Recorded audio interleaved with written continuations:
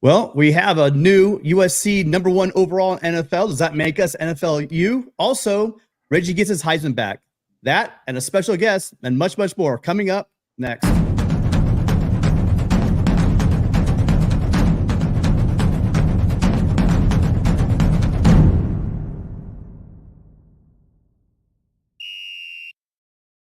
Well, welcome again. It's Friday, so that means it's the Conquest Collins show. And as every week, we are the show that provides you guys the voice. I'm here with a special guest, USC Jay from his own channel, and then my editor over at Trojans Wire, Matt Zemek. But remember, you guys, this is your show. This is where you guys, the callers, are the stars of the show. We'll throw some topics out for you guys, but this is really for the Trojan family and college football fans to sound off on USC football. So with that out of the way, I'll talk to USCJ first.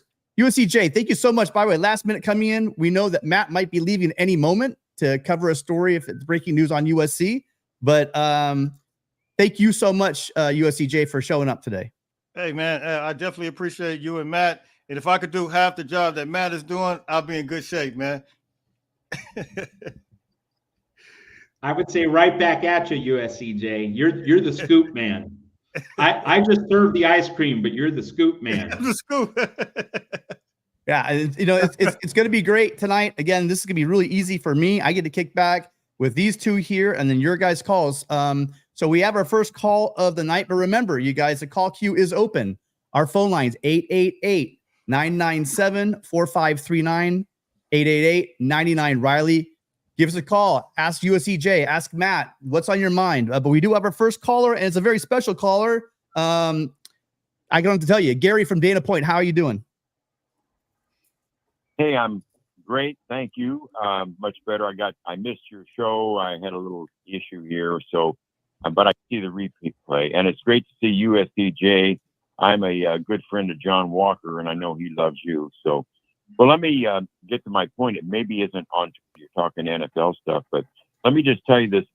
I usually have an illustration, so I go ahead and give it just kind of what I do.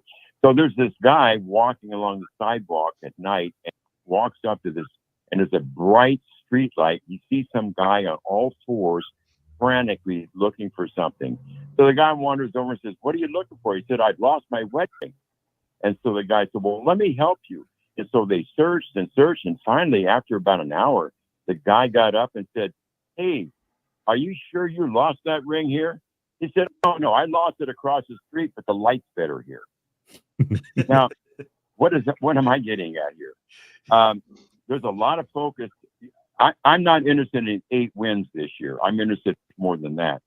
And there's a lot of focus on all of our skilled players, and we got them. But I'm still concerned about physicality. There's somebody had said once that physicality trumps speed, and I don't know whether that's true or not. But here's my point. I don't think we're physical enough. I don't even think we're physical enough on the offensive line. I think we need help, and we're not getting the help. I don't know how many offensive opportunities you get per game. Do you get 8? Do you get 2 a quarter? Do you get maybe 7 in the game? Well, if 4 of them get stopped and our defense isn't terrific, we lose. And I love Miller Moss, but he's not Caleb Williams. And Caleb Williams bailed us out of a lot. And I'm remembering back when, and Leonard Williams, the fantastic lineman that he was, but can you tell me who was next to him? I don't know. But I'm not making comparison about Bear Alexander and Leonard Williams. But right now, Bear Alexander is it, and he's not even Leonard Williams. And I'm concerned about that. And I think our offensive line, I don't think we have enough people. All it takes is 1 or 2 injuries. So my concern is there's so much focus on our skill and our speed and so on. But I still think physicality will trump that, and we have to have more players. And now Lincoln Riley said, well, for every guy that leaves, 100 guys are in line. I'm not sure I see the 100 guys. So I'm concerned that we're just not going to be physical enough. We get into the Big Ten, and maybe we come up against some big defenses, and we only score 3 touchdowns and a field goal. We are going to be an 8-win team. So I'm concerned about it. I love our players. I love the coaches, but I just don't think there's enough ammunition in our gun to fire all the bullets and be there. What do you guys think? Well, I'm let our guest go first. USC Jay, if you want to hit this one first, I know you got something to say on this. Absolutely. No, to your point, I totally agree with you, man. And, it's another piece to really understand when you're talking about getting these guys in the trenches. It all starts with, of course, getting them on campus, and really being able to communicate with those guys. We don't have a problem with doing that, but actually securing them is where we're having the issues. And that other aspect of it is, it's called NIL. And, a lot of people, I think they're not really, they're frustrated, but they don't understand. And there's some things I know, but I don't want to put it out there. You guys got to know. Recruits watch these things. They watch my show as well. And I don't want to just say a lot of stuff, but we have to step it up on the other piece of it. And that's what it really comes down to. Now, with that being said, I did hear some good news. I said I wasn't going to say it, but I think we might get the guy, possibly. Let's just keep our fingers crossed. The guy from Michigan State. You guys know I just did a video.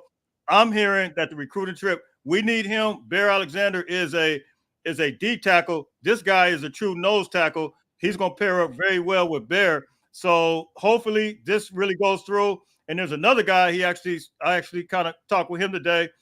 He's from another school called Grand Valley State. But I'm gonna stop right there. But he's a D tackle as well. We may be getting him as well. So, but I totally agree with you. We got to build up the trenches. We just had Dejan Lafitte to leave, and we gotta, you got Kobe Pepe there. Of course, we got Jai Abasari, but we really have to get a more security blanket because right now. But I feel better about the offensive line right now than I do with the defensive line. I feel good about the defensive ends and the edge rushers, but the middle has got to be. We got to fill some holes as it relates to the middle. Now, I don't know if our offensive line did good because of the lack of defensive presence, or is it just the offensive line is that good? I'm trying to gauge that and measure that. So that's kind of where we at with it. But I totally agree with you. Sorry Matt, for the message. No, I love it. And by the way, so he's talking about Derek Harmon, who was on an official visit, here to USC. Visit, yeah. And dude's 320, I think. I mean, big dude. He's be the guy in the middle that was again occupied previously. We thought we were penciling Rakes in for that position, and as JT said, he's a real nose tackle. Matt, your thoughts? Yeah, I mean, I fundamentally agree with Gary, and I do think that our run defense, being able to stuff the run. I mean, and the stakes are higher in the Big Ten, right? Like you need to be able to play those slobber knocker, fist fight type games, especially on the road. And we don't have the bodies right now, and that really to me is number one. And I really like what USC Jay said about. Let's be honest. The offensive line seemed to do a good job at the spring game, but that could be because the defensive line is not where it should be. And so rather than say, oh, the offensive line is set, headed in the right direction, I think USCJ strikes an appropriate note of wait and see, and let's see where we are in the summer. And of course, the most natural solution, if you're not sure if the offensive line's success was due to the defensive line's limitations, well, let's just beef up both sides. Let's beef up both lines in this portal. And it does underscore the point that this is high stakes poker right now with Derek Harmon. If USC can close the sale, that really moves the ball forward. It really advances USC's position, and it addresses the precise concerns that Gary from Dana Point has. Yeah, and as USCJ said, we've been getting interest. We've been having guys kind of flirt with this idea. We had Jay Toya do whatever, pull his version of the Bear Alexander, and then we had how quickly I forget names from Georgia. The God, how am I blanking on his name? That's his name 1,000 times this week. Who was the big defensive tackle that was in the portal for a cup of tea? Yeah. Christian Miller. Yeah. Christian Miller for pulled his Bear Alexander. So we better get used to this, you guys. We better get used to this whole new game where guys are going to play just like coaches have their agents leak that they're going to be interviewing for other jobs. It's the same game, and people are trying to go for money. But remember, the positions that USC needs, offensive tackle, defensive tackle, these are positions like in the NFL that are high price tag positions. Yeah. These are the kind of roles on a team that everybody needs. You know, big teams like Texas, they need interior defensive linemen. They want them badly, right? Just all the way throughout football. That is just a position that there are, well, let's say there's not many 305 to 320 pound, 6'2", 6'4" guys that the quick twitch and get off the line. You know, God didn't make a whole bunch of those people. So when they are in the portal, they are a commodity. That's a high price tag, and we got to see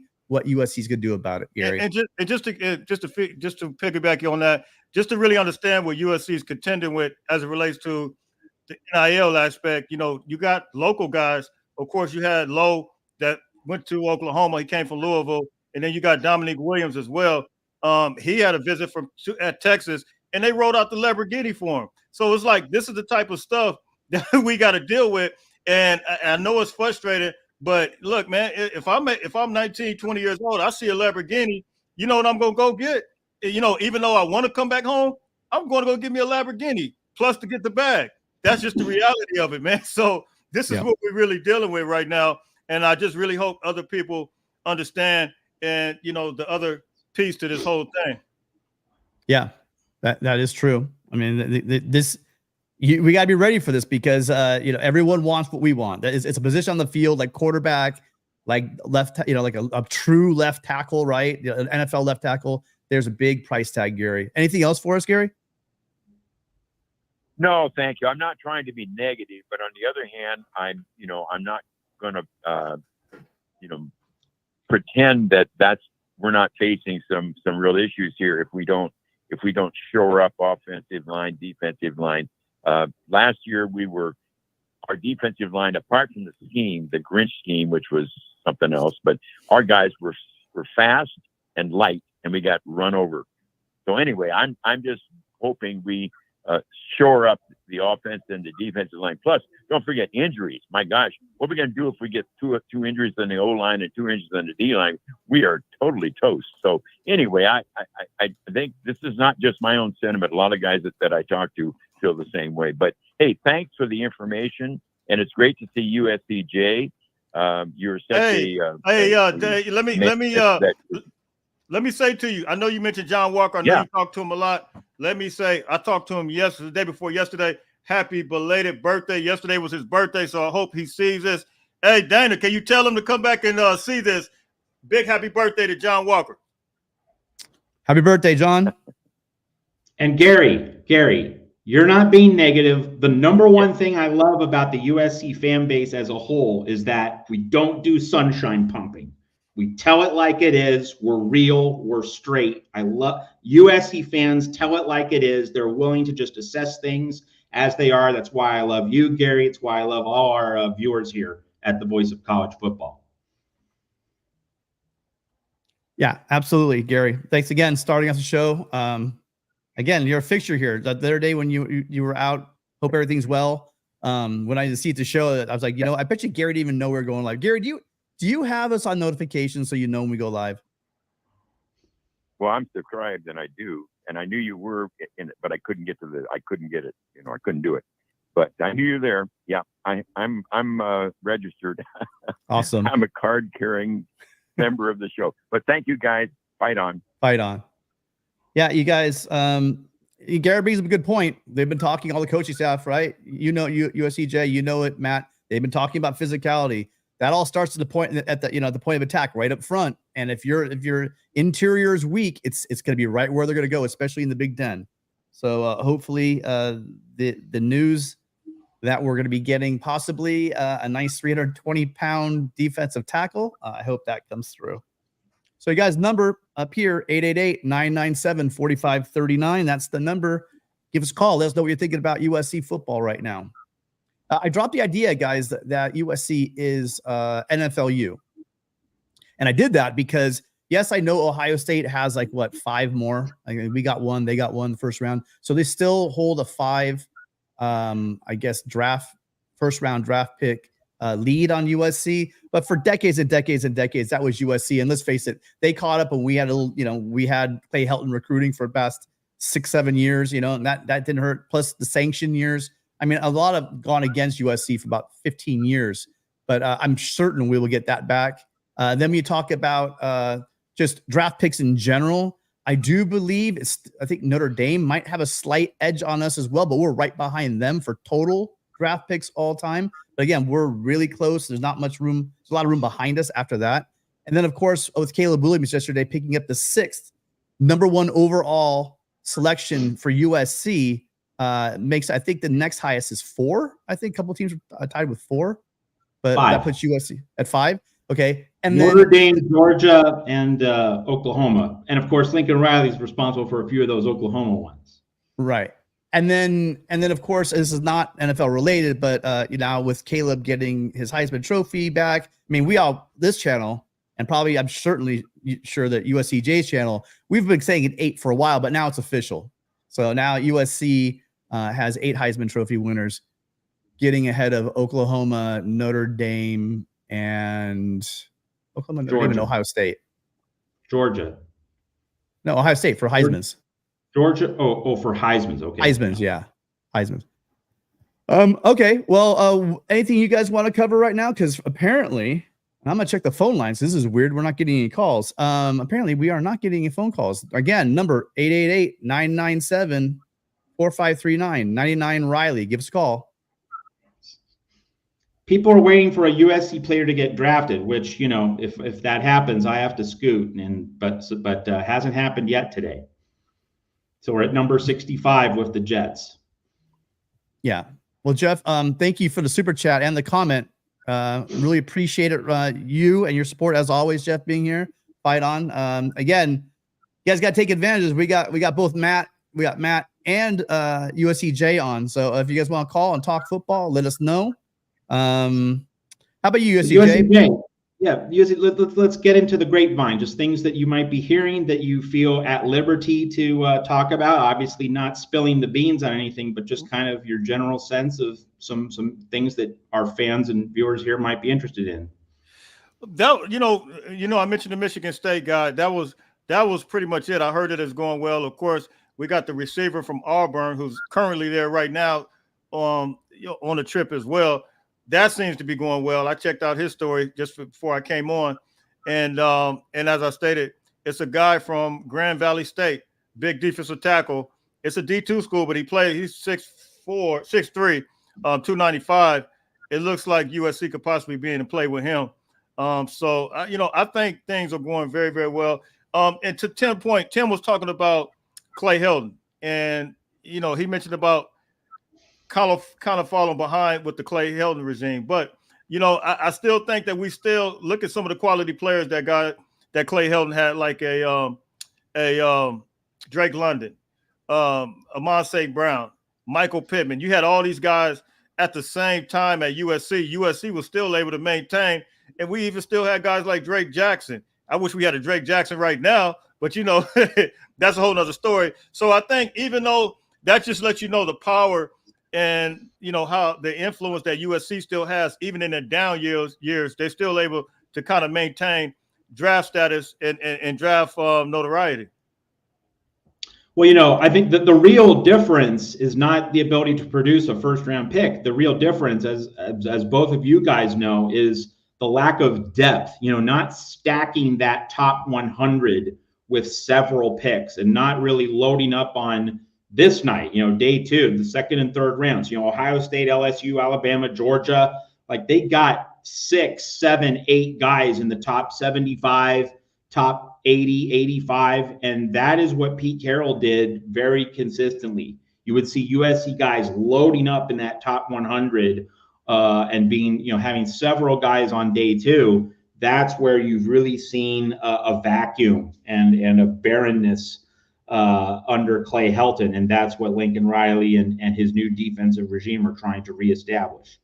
Well, let me say this. We know that Reggie Bush just got his Heisman back, right?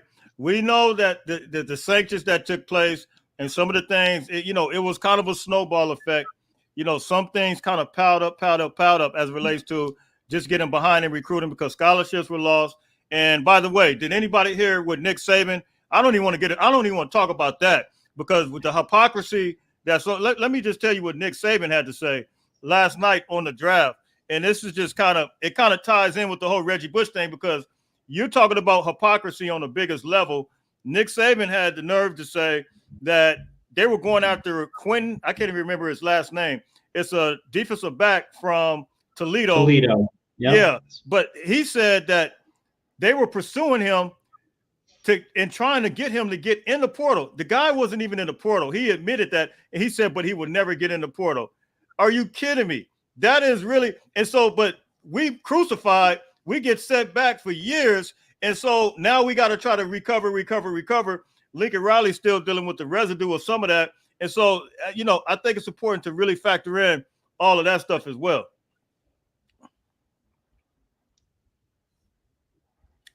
You're on mute, Tim. Sorry about that. Yeah, I forgot to bring this up. But I actually have a second channel now. And so here's how this is working. The shows, so don't worry, we're not going anywhere. It's still going to be here on USC Voice of College Football. The shows, the Conquest call-in show and the Trojan Conquest Live, that's all, nothing's changing. What this other channel is just simply for raw footage that I'm taking with that camera and not this camera, but both these cameras, these lenses, and about $4,000 worth of camera equipment that I got recently is got to get paid for. So I'm starting up and trying to get monetized another account that's just basically going to be for raw footage and interviews, post-game stuff, etc. The post-game show, again, all the shows you're used to having on this channel are still here with the same faces, same thing. It's just the other channel is going to get monetized so that I can hopefully start getting a little bit of money payback for some of this equipment. So if you could just for, take 1 minute, you guys, and jump over there, give it a subscribe and hit the like. I appreciate it. Here's the link one more time, and then come on, stay here. Don't go anywhere because we're going to continue the show. And we got, speaking of continuing, caller, what's your name and where are you calling from?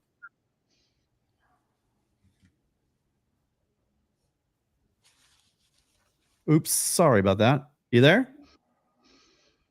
Yeah, I'm here. This is Mark calling from Albuquerque.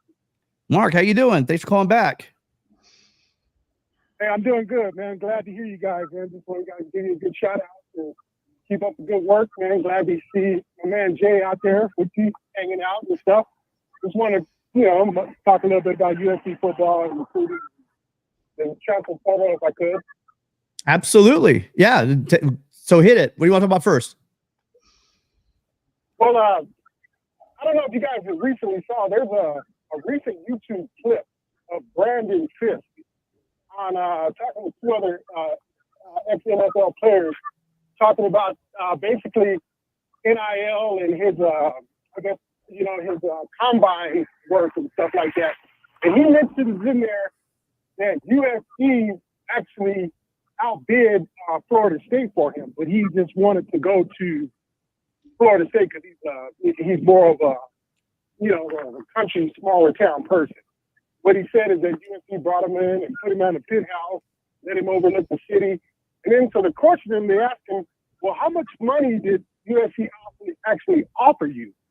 And he said, and this is his words, he said over $400K. This was last year when USC was recruited, but he just recently said that. Wow. Hey, I'm sorry. You about to say something, Jay? Yeah. You still there? Go ahead, Jack. Yeah, I'm here. Go ahead. I can say this, and I'm not gonna. There was a certain player that just in the portal, and I was told a certain figure that he really wanted to come just last week. He's from Los Angeles. I saw a text message, the whole thing. I better not say it. But anyway, I don't think USC was going to pay. I'll just leave it right there. I'm not sure about that. That's all I'll say. I'll leave it like that. Yeah. Well, I mean, that says it all. Yeah. That says it all. I mean, I know, Jay, I know you've got lots of information, and it's no secret how a lot of this stuff works. Again, I appreciate you from time to time telling me some of this stuff, pulling back the curtain and on what really goes on some of these things. So, yeah, you don't have to let your mind wander too far to understand what USCJ is talking about here. It is the nature of the beast. At least now it's all out in the open. This has been going on for years and years and years behind the scenes. Now it's probably a little more lucrative and a little more out in the open. Definitely not what NIL was supposed to be. Yeah, correct. And my whole thing about mentioning it, and I just think, you know, he was honest, and you know, that's a high figure. I'm sure it's a lot higher now since you know, House of Victory is kind of, you know, moving into the forefront. But it just kind of speaks on what's happening out there, you know, with these recruitment and stuff like that. You know, we as fans, we want, well, why isn't USC getting all these big name players? Well, that's probably why. You know, these guys are milking the system for whatever they can. And I just think that, you know, I mentioned this the other night to you guys. What's wrong with bringing in more of a prospect type of guy, paying him, and at least, you know, we have something. And sometimes instead of always swinging for, you know, Mookie Betts or Shohei Ohtani, and you know, for a year or something, and you know, they're looking for a paycheck. You know, these guys, it looks like they just don't want to come there. You know, regardless of the heritage, regardless of the coaching, regardless of LA, you know, when you got a Lamborghini, just like Jay said, you got a Lamborghini in front of you, that talks, money talks. Mm-hmm. So I just kind of want to throw that out there. And then I have one more point that I want, well, not point, but question, if I could. I don't know if you guys are keeping up with, you know, recruiting and stuff like that with University of Oregon, the Ducks, you know, which I can't stand. Who? Right now, from my understanding, Oregon, the Oregon Ducks. Oh yeah, those guys, yeah. Sorry, go ahead. Exactly. I'm sorry.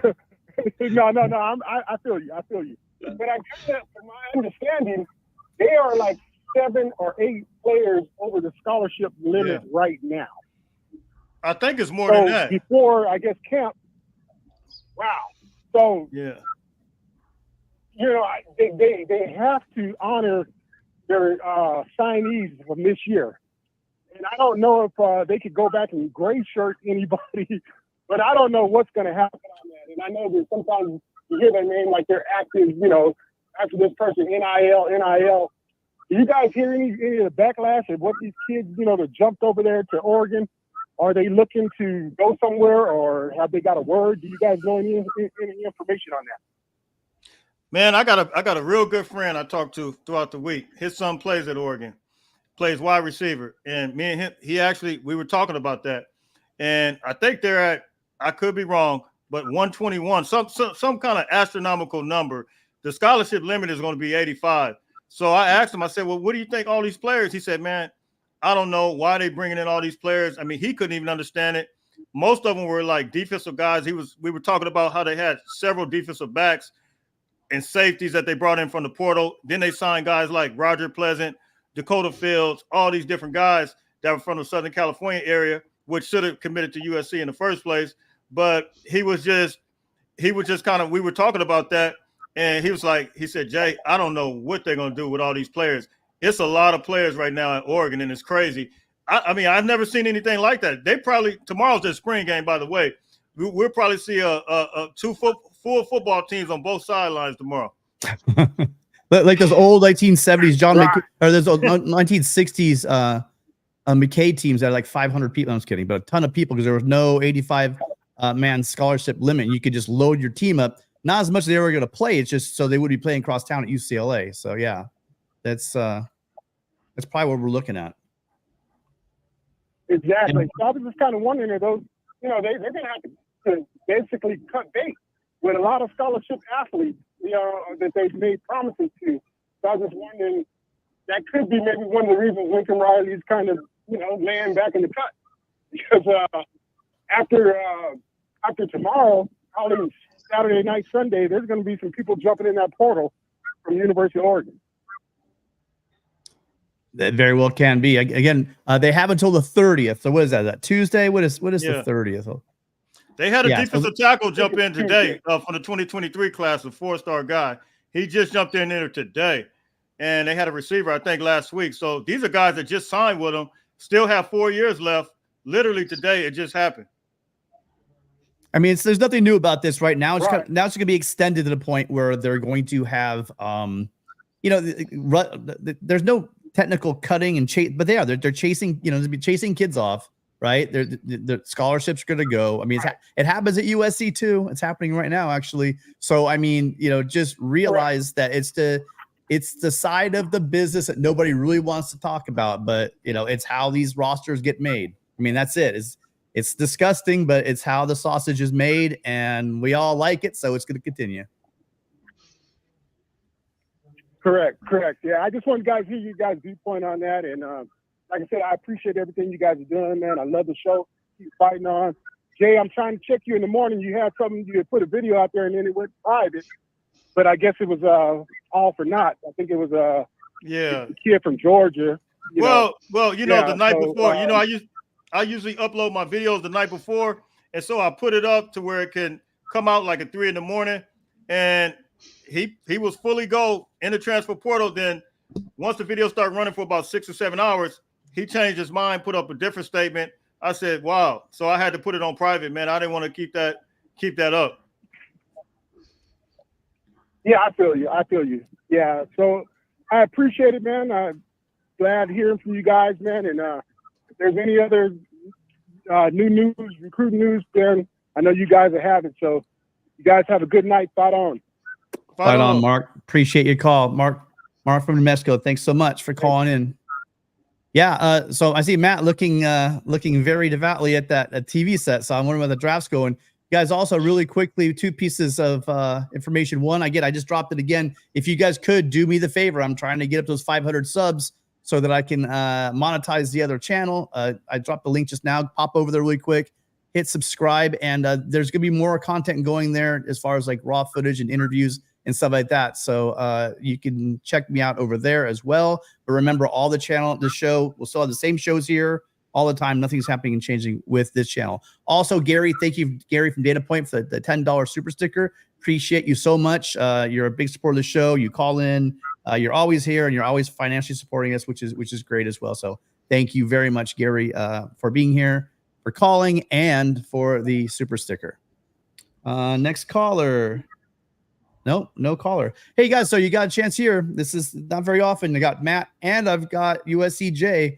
Call in. Let's talk about USC football. There's a lot to talk about. You got the NFL draft. You've got Caleb going number 1. You've got Reggie getting his Heisman back. All kinds of things. Give us a call. We want to know what you think. 888-99-Riley. Hello, caller. What's your name? Where are you calling from? Troy. I'm sorry, we missed the beginning. I had the soundboard down. What was your name again? Yeah, this is John from Detroit. John, how you doing again? Another familiar voice. How you doing, John? Tell me, Matt, what's going on, man? I didn't know if y'all. I tell you, man, I'm sitting up here looking at the draft, and oh man, because I'm waiting to see. I'm waiting to see if we're gonna get any more players drafted. That's my thing. That's we will. My thing. So yeah. I think we will. I definitely think we will. USCJ, man, I get my phone go off every morning, ding, early in the morning, man. You got news, man. I appreciate that.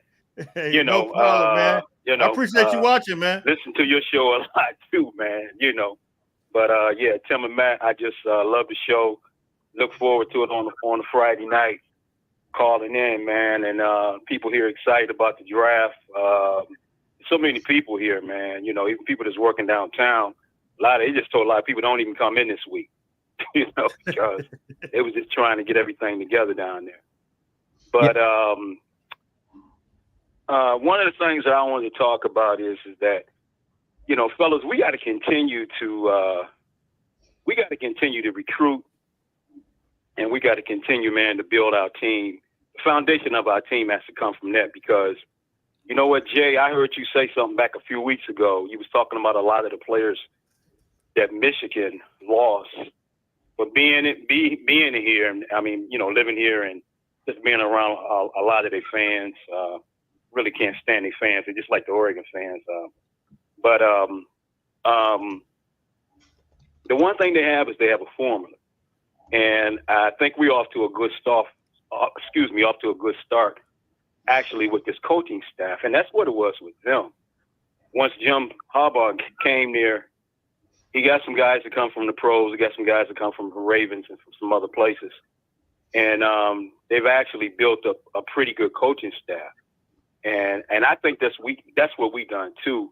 And, you know, Matt and Tim knows a lot of times, like I say, man, we got to coach these guys up. We got to coach these guys up because their formula this year is going to be the same as it was last year. They're going to run the ball. They're going to run the ball, and they're going to play solid defense. And the thing about their offense, yeah, they lost a lot of starters, but they were kind of like blowing everybody out. So a lot of the guys on the offensive line is coming back. They was playing a lot last year anyway. So basically, they figure they're not going to miss a beat. They're not, and they're not worried about going to Columbus. They talking about we're not worried about them because they know that's a head game. You know, people here and people in Ohio, man. You know, I got a lot of friends that are Ohio State fans, and it's just that you know they've been having problems with Michigan because not only are they in their head, not only the fans are tight. Ryan Day, he coaches tight, and basically, you know, that's the one thing I love about Pete Carroll.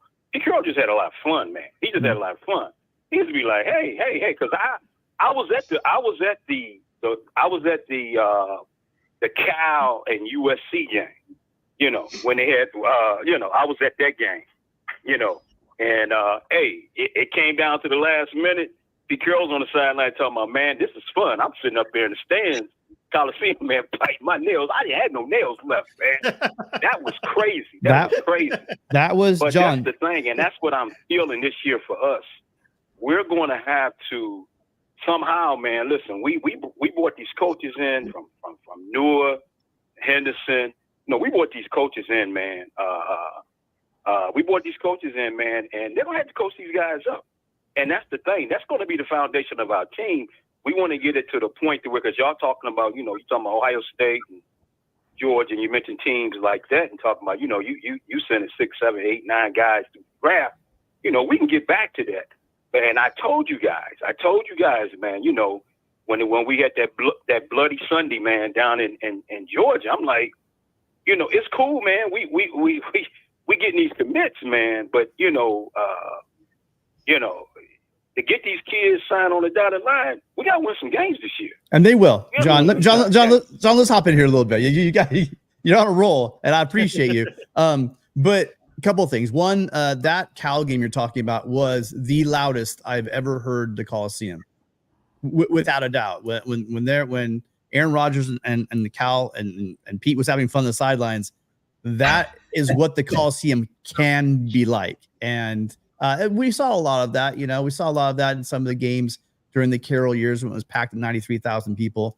But that's what it can be again. And I'm sure USCJ and Matt, you agree with me on the fact that there's one thing that I am sure about this season. I'm not sure about a lot of things. I'm not sure about how the rosters are going to come together. I'm not sure about, you know, if the defense is actually going to come together and work and be the solid unit that I think it's going to be. But I am sure of one thing, is that the coaches they have in place are going to develop the players, and we're going to have fundamental, solid football out there for the Trojans.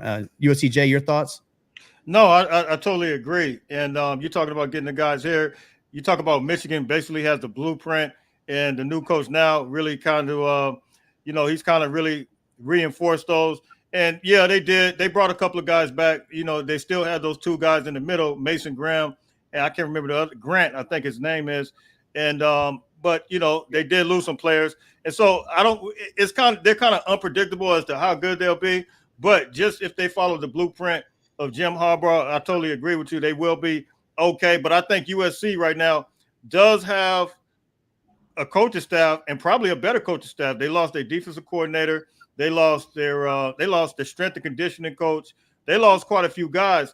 And one thing I can say is every guy that's in the portal, well, that's leaving USC, it's not because of it's not all of it is because of their inability to keep them, but these guys are being coached up to another level right now. When you talk about Doug Belt, he's coached guys like Mika Fitzpatrick at Alabama. When you look at Eric Henderson, we know that he's coached Kobe Turner, and he's coached Aaron Donald. When you look at, of course, Matt Ince, you guys know he's a tough-nosed Big Ten guy. And so the thing is these guys are really probably not having no foolishness on the field. Either you're going to get with the program or not. So I think that some of the things that some of the players that may be leaving is, they may not fit the whole situation. If you understand what I'm saying, I'm not knocking them. I'm not saying it, but I know that Eric Henderson is probably going to be, especially coming from the NFL, he's probably going to be a no-nonsense type of guy. And so, we got to factor in some of those things. And hopefully in due time, things will continue to move and grow to a point to where, we become that tough, hard-nosed team with these coaches. Absolutely. Yeah, John, excellent phone call. I think you have nothing to worry about. I think this staff is just first class. I'm really excited to see what they can do across the board. Great improvements on what we had in the past. Looking forward to what I believe is going to be a very solid season.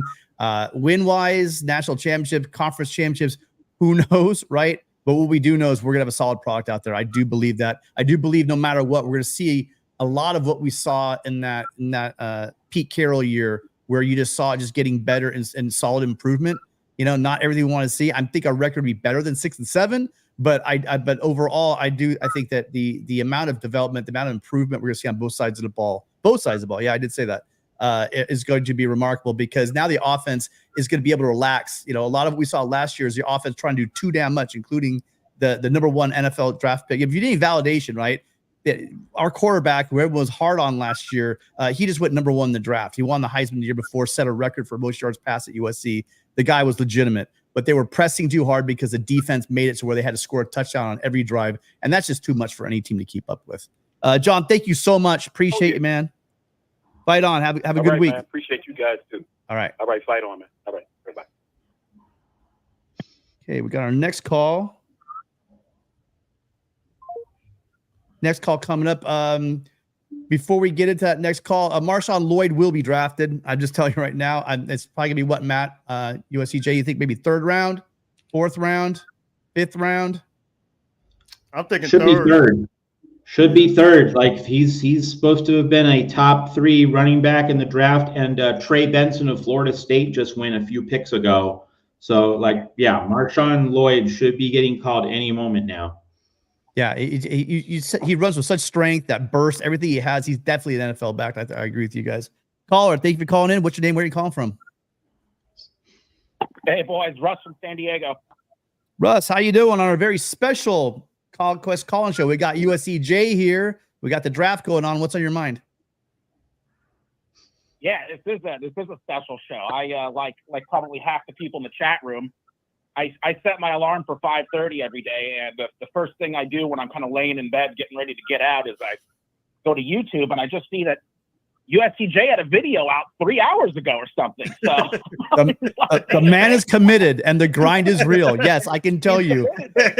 I tell him all the time. It's just like the grind is real, because he's the hardest working man on here. I'll tell you that. That stuff's out at the crack of dawn every day. Yep, you got it. What time are you in your CP suit, USCJ? Like 4 a.m.? Is that when the suit comes on, or like? Well, the thing is, man, I do it the night before, so I put it in YouTube. I try to consider East Coast, West Coast, so it comes out 6 a.m. East Coast, 3 a.m. West Coast time. So it kind of I'm not up all night. I know it looks like that, but I just do it every night. I hear you, man. I hear you. All right, yeah. So. I'm gonna. I kind of want your guys' opinion on something, if I'm reading too much into something or not. But, I was watching a clip from an Oklahoma, kind of football podcast. I forget what it's called, Red River or Red Rocks or something like that. And it was only like a 15-minute clip, but there was a player that was on, and he was a guy who had played 1 or 2 years for Bob Stoops. And then the second half of his career was for Lincoln Riley as the head coach. So he got to see Riley as both an offensive coordinator and a head coach. And one of the things that he, sort of made an observation, like he had nothing bad to say about Lincoln, nothing like that. This was, wasn't your typical OU Cope fest or anything. But, he observed that when Lincoln became the head coach, it became not, he wasn't having, not that he wasn't still having fun and enjoying himself or whatever, but like he was sort of like this offensive geek that would talk to the players and run things by them. And he had, just was more loose. And when he became the head coach, which is to be expected, he had to tighten the ship up a little bit. He wasn't kind of coking and joking and much. And, it was just more of, like you would expect the chief executive to be sort of thing. And, what's interesting is the running backs that we've recruited. These guys all are, they're not your sort of Quentin Joyner, Marshawn Lloyd that are going to get like 20 carries and that sort of thing.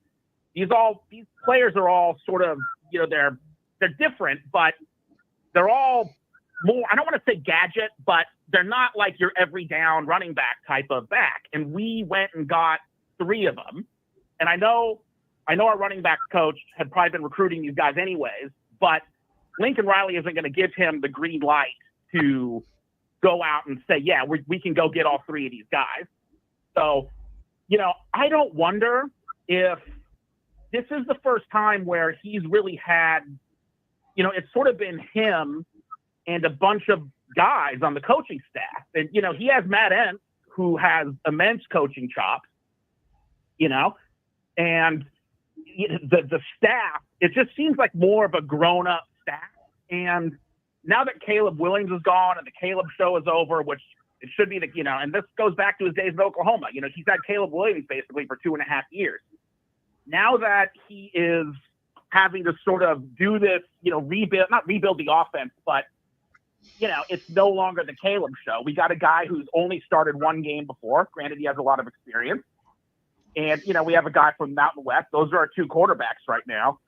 There's a lot of questions. And, we've talked a lot about Lincoln had his Saul on the road to Damascus, come to Jesus moment about defense. But I don't wonder if having this sort of grown-up staff around him is allowed him to, like, maybe go back into the offensive playbook. It might have been 3 or 4 years. I don't know that he's done. I mean, he's not a finished product as an offensive coordinator. Russ. You got something? Yeah. You got something for USC, Jay? I mean, I love you guys, but I can't let all these your callers. Yeah, I'm sorry. I can't give you guys 5-10 minutes. I'm patient. Listen, this is your show. Yeah, sure. You guys are the show. Am I reading too much into it that I think he might be sort of going back into the offensive playbook by going after these gadget running backs sort of thing? Or am I just, over the target? Russ, USCJ, what do you think? I think that he had to do what he had to do as far as hire these type of coaches. And I think it will, enable him to get back to what he knows best. Because at the end of the day, when everything's not going well, such as the Alex Grinch, that whole thing, it causes stress on everybody. It causes stress on the team as a whole. And he can't really focus and rely and really do the things that he needs to do, which is what he's best at, which is cover the offense. Now, to your point, he does have qualified guys there now. He can really just, and I mentioned this before he even had the coaches hired, he can really just take his hands completely off. There's no reason to even look back. I think we got guys that are qualified enough to really just say, it's you guys'. Deanton Lynn, you had a successful year. You took UCLA from 93 all the way to the number 11 total team defense. You got a guy like Eric Henderson, who's now established himself, coached professional guys. You got Sean Newell, who's coached at Michigan. He has great experience as well. And then you got Matt Entz, who won national championships at the Division I AA. So he can really just take his hands off. And to your point, I totally agree with that.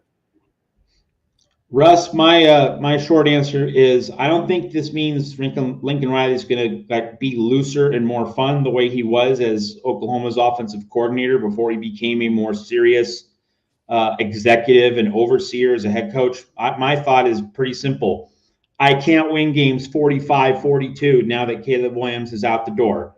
Now I need to get serious about defense because otherwise I'm going to get my butt kicked on a pretty regular basis. I think that was the motivation for bringing in that mature defensive staff and having a more collaborative approach. I think Lincoln Riley at Oklahoma. Like, let's remember, the Baker Mayfield versus Patrick Mahomes, 66-59. Lincoln Riley loves that kind of game. He loves playing that kind of game. Oklahoma 62, Oklahoma State 52 in a Bedlam game. Lincoln Riley loves playing those games. And as long as he had Alex Grinch, that was his way of saying, I can win games 50-49 if I have to. Like, I can just outscore the other guy. Last year was the bucket of cold water Lincoln Riley needed to finally find some maturity on defense and go, oh, I need a complete coaching staff. Oh, I need a complete approach. Oh, I need to take physicality, size, depth seriously, which he never really did before. That's really the long and short of it from my viewpoint. I would have to add in, I liked how you use the dichotomy of having Lincoln Riley as offensive coordinator and comparing to Lincoln Riley as the head coach. I would agree with Matt in the fact that he'd love to win those shootout games as an offensive coordinator. I think as a head coach, I think he'd be more than happy winning a game 7-6. I think he'd be ecstatic. I think head coaches, they really don't care about the numbers except for that scoreboard. I think that we keep talking about him growing up. We got to remember, Lincoln Riley has been a coach and in coaching. He's a young guy still, but he's been in coaching for a long time. And, at the end of the day, the whole Grinch thing that went down, I mean, we'll never know. Just remember this, though. He became the coach, bam, really quick. They threw together a staff, right? Some people came from Oklahoma. Some stayed there, and they ran with it. I mean, we got to remember, why didn't he get a new defensive coordinator? Why didn't he do this? Why didn't he do that? I think you have to look at the fact that maybe just because there wasn't time, who was available. A lot of things went into it, Then when you had the last year, he rolled the dice on the year before with Grinch, because it's like, look, you only get a Caleb Williams once in a while. And I was wondering, in the back of his mind, he was going, okay, do I sacrifice this season for the betterment of everything? Or do I think maybe we can pull in the right guys? We'll pull, bring some guys in, bring in a linebacker, we'll bring this roster together and we'll outscore, like Matt said, we'll outscore everybody. And then just start with Ethan White not making in on medical clearances, Tarquin not really working out. The offensive line fell apart, and that was the end of that plan.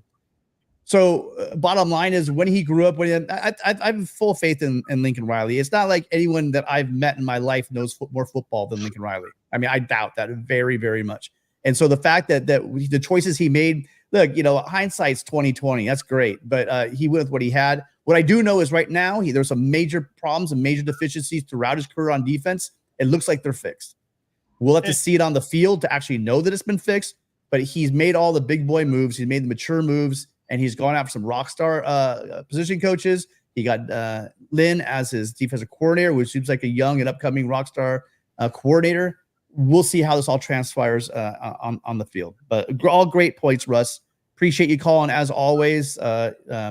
You have a nice weekend, and we'll talk to you next Friday, okay? Thank you, boys. Sorry for the long question. Fight on. No, fight on. Hey, listen, I opened myself up to this. I say this is your guys' show, but a couple of things. One, we have USC Jay on tonight. I want to hear him talk a little bit. And also, we've been on here for almost an hour. We've had 3 phone calls because we've been going really, really long. But I appreciate you guys, and I'm not going to change the format of the show. This is your show. You guys talk, but here's what I would say. Have your thoughts and just give us something to chew on as well. Because, I mean, you guys are the stars, but we got to participate once in a while as well. But I think I scared all the callers off. I think that might be it, you guys. And don't start calling once we wrap the show up. This is your chance to call. I appreciate the 3 people that subscribed to my little channel. Really appreciate that very, very much. But we will continue to try to plug that a little bit. Maybe I'll have to do a couple shows to get some people over there. Tim, let me know what that is so I can go. I want to get my subscribe. Make sure I subscribe. I appreciate you, USCJ. All right. So I'll talk about one more time. Information out there so more people can subscribe. You should put it up on the screen there. Well, I got the link, so I'm trying to save some people some trouble. I could literally just go right over there, leave this up, and keep listening, and then just hop over there really quickly and subscribe. But just wanted to say again, thank you all. I know you guys all have a lot of options on a Friday night. It was kind of a small crowd at YouTube tonight with not really getting much more than 80 people. Looked like the whole night, but we do have a ton of people on Twitter, so that we have 254 people watching. Again, most of you guys are on Twitter, not on YouTube, but appreciate all of you guys. And also, as always, Matt, thank you for being here every week.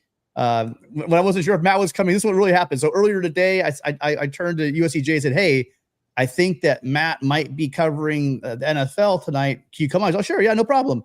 And then I asked him to come on last minute. I was like, hey, I don't think Matt's going to come. And so I zigzagged on him, and he changed his plan. So USCJ, thank you as always. You're always so kind to come help me out. I appreciate that as well. To Gary and Dana Point, again, just superb effort and support of the show. Mark at Albuquerque, John in Detroit, and Russ in San Diego. Again, you guys are the stars of the show. Russ, love you, man. I'm not picking on you. I'll just kind of pick on everybody. I think we're going to start shortening the phone calls down a little bit so we can get through more than 4 or 5 a show. So any last thoughts, Jay? I just want to hear from you. Well, what's going on? What do you got on your channel? What's going on over there? Hey, man, just putting out the information every day as it relates to the transfer portal. Of course, you know, May getting ready to have a big recruiting bash, and then June we getting ready to have a big recruiting bash. So pretty much the same thing as you guys are doing as well, just putting out that daily information. Of course, you know, dealt with the Reggie Bush thing all week long as well. All of us feel relieved. You don't have to say that famous phrase at the end of the show anymore. That is officially over. but I didn't get the graphic ready because again, it was kind of chaotic. But I got a new one. I got a new countdown for everybody. I'll pull that one out pretty soon. But it's not too hard to figure out what it's going to be. I've changed my sights from the Heisman Trust. Now I'm putting my eyes on the NCAA. Yeah, there you go. You guys, NCAA, now you're on the clock. I haven't done the numbers, but I'm looking when that NCAA infractions committee came down with that report and the sanctions, and I'm gonna start the clock because you know what? I'm telling you, you guys you're blowing it. You want to pull Mark Emmert and have everyone hate you and be the reason why people hate the NCAA, or you start taking the low-hanging fruit and the easy things, and everyone's realizing, okay, wait a minute, hold on. So Reggie's in the College Football Hall of Fame, and Reggie's got his Heisman back. And the reason why you stripped USC of all their stuff because Reggie was ineligible, and now the whole team gets to punish for this. I'm sorry, they went away from punishing whole teams or generation, or teams after the person. They famously did that. As a matter of fact, they're terrified to do it now. Why don't they go back and fix what they've done? Because again, if Reggie Bush is getting all his stuff back, all of the other 84 scholarship players, they deserve to get their. Well, they do. You know, screw the NCAA. We are the national champions. They want it on the field, but I want it official. All these stupid asterisks they have, and their stupid whatever records they have, that all needs to go. And that's the next step. And I want this time the Heisman Trust didn't really apologize, but the NCAA, you need to apologize because 30 kids didn't come to USC because you guys had a crappy investigation and then went crazy with your sanctions. You guys need to apologize, and that's why nobody respects the NCAA. All right, well, I think that's going to wrap it up. Appreciate everyone, as always, being here. Our next show will be on Monday, every Monday night. Yeah, Matt. People are saying that the call lines aren't working, and they're also saying that your link leads them back to this channel, not to your new channel. No, really. Yes, that might be happening as I'm trying to do 18 things at once, which is never fun to do. I'll double check it right now really fast. Okay, so here's the link to the video right now. I'll do it 1 second. So if you want to hit this really quick, hopefully that's the right link. I mean, it should be. I just went to the show. It's on right now on the other channel. That's the link there. And then the calls. Well, we got a bunch of calls, including Russ. I don't know why the phones aren't working, but they should be working. Don't know there. But it's okay. Listen, I can't keep these guys any longer. We're over an hour, and listen, these guys are moving and grooving. They got things that have to happen. USCJ is going to get up and make things happen today. Well, he already did, so he's probably going to make some more stuff. Get up and make some things happen tonight. So, got to get him out of here. Matt is going to any minute now. Marshawn Lloyd's going to be drafted, so he has to be ready for that. Appreciate everyone being here. If you could hit the like and subscribe button here at the Voice of College Football. Nothing is changing. So that other link I'm giving you, that's just for extra coverage, but nothing changes. Our channel is the Monday night show on Monday. We're going to have, as always, 7 p.m. Trojan Conquest Live here on the Voice of College Football. And then, as always, every Friday night, 6 p.m. Pacific, 9 Eastern, come here, call in. We'll try to crank out some more calls next week. USCJ, again, thank you so very, very much for being here. It was awesome, as always, to have you. Thank you so much. Yeah, I appreciate you guys having me, man. And Trojan family, again, you guys fight on, and we'll see you guys all very, very, very soon.